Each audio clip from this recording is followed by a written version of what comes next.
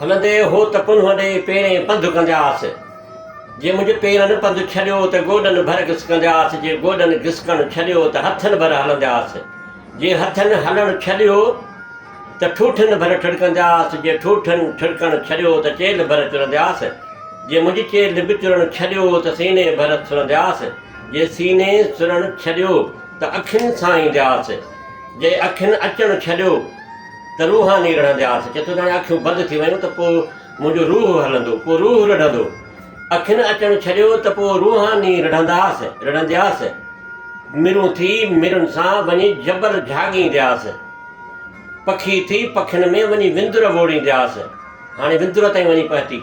पखी थी पखियुनि में सां वञी विंदुर वोड़ींदा हुआसीं।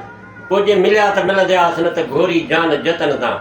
दोस्तो हक़ मौजूद जे लतीफ़ जो पैगाम अॻिते शेयर कयो, लाइक कयो।